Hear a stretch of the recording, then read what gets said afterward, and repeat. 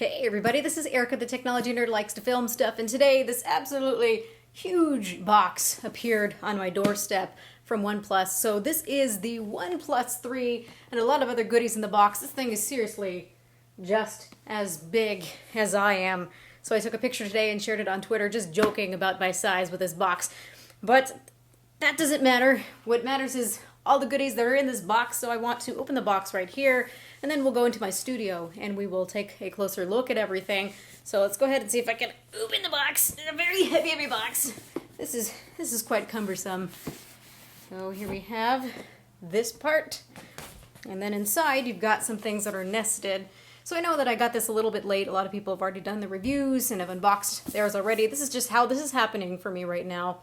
No particular reason. So inside the box, we've got a couple things. This is their VR headset. We've got the OnePlus 3. We've got several back cases, which is really nice because the phone is quite slippery. And we've also got a fast car charger as well. So that's pretty cool. You know, because I'm impatient, I'm actually going to just open the box right here. And then when I do my first impressions part of this video, I will be in my studio. So opening the box of this phone, this is actually a phone that I'm quite excited to use because for $400 you've got it all spec'd up to being very similar to other flagships that are twice the price. We're going to go ahead and peel off these stickers. So this is an anodized aluminum unibody, and it does feel pretty substantial but also light at the same time. It's got that nice cool metal feel to it. You can see on the left side of the phone we still have this switch, which is a really nice touch. I always love this switch here to put it into silent or priority. You've got your volume rocker. Then on the right-hand side, we have a dual SIM card slot, which is really nice because I have both an AT&T SIM and a T-Mobile SIM, so I can use those at the same time as I'm reviewing this. No SD card slot though now. You're stuck at 64 gigabytes of UFS 2.0 storage, so at least that's fast. There's 6 gigabytes of RAM on this phone, and of course I will be looking at what others are saying and asking me. Please leave questions in the comment section below about all your questions. I know that the reviews are out right now, and I'm sure you have a lot of questions based on those reviews and what other people are saying. So of course I want to test out the RAM management of that 6 gigabytes of RAM. Then we've got the power button here. On the back is a 16 megapixel camera with a single LED flash. So we have optical image stabilization, f2.0 lens. I've been hearing mixed reviews about the camera so far, so I'll be curious to test that out myself. On the bottom you can see we've got our speaker, USB-C charging port, you have a microphone, and standard headphone jack. Nothing on the top. On the front we have a built-in screen protector. You've got an 8 megapixel front-facing camera and also our receiver, ambient light sensor, proximity sensor. And of course on the bottom we've got our fingerprint scanner, which I hear is very fast and very accurate. So this is a very nice spec'd up little phone. 5.5-inch Super AMOLED display. I will be measuring the display on this phone, of course. I'm curious to see how well this stands up to the other AMOLED phones that are on the market. So that feels really nice in hand, actually. I like that. I like that a lot. So what else is in this box then? Looks like you have a SIM ejection tool. You've got some documentation. That looks like that's all that's there. You've got a little note here from Carl Pay. And you've got your charging brick. And also your USB-C charging cable, which is no longer flat. I really do like the flat ones. Let's check out some cases. So there are 5 of them, which is really very nice. I think this is all the flavors that they have. So we've got the sandstone one. You've got one that looks like it's kind of a carbon fiber type. They call this apricot, so it just looks like apricot wood. Black apricot. You've got a bamboo looking one and a rosewood looking one. I think this is the one that I'm going to be using. Let's go ahead and open this. It's just got a tab here. Now because this phone is all aluminum, it can be quite slippery, so that's what this is going to really help. See if I can pop that in there without feeling like I'm going to break it. Oh, there. Okay, so it's in there. And that really does help this feel a lot less slippery. It really doesn't add much bulk to the phone either, which is very promising. a little bit of a lip on it just to grab onto the sides of the phone, but I don't think this is altogether going to be incredibly protective. But still, I like that. You know something? I hate screen protectors, so even though this has a built-in one, it's going bye-bye right now. Actually, that's installed very well. Am I going to be able to get that off? Ow! Yes, I can. So just looking at this right now, I can see that this is definitely a 1080p AMOLED display and not one of the Quad HD ones that we're having on just about every other flagship. I can kind of see that diamond pentile-ish matrix with my eyes, but it really doesn't look too bad and it doesn't bother me. I'll see how I feel over the next several days though.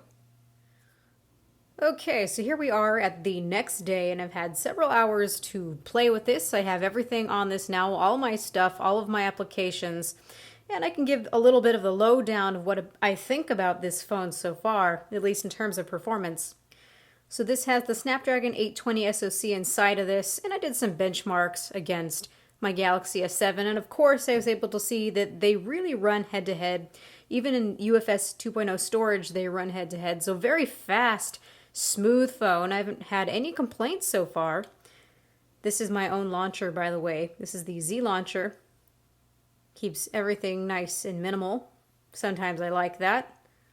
We've got 6 gigabytes of RAM, and a lot of people are asking about the issues with the RAM management. So yes, I can see that this does indeed not keep a ton of applications open. I could see I was able to get about 8 or 9 applications open depending. And Carl Pei said this is actually a decision that they had with the OnePlus 3.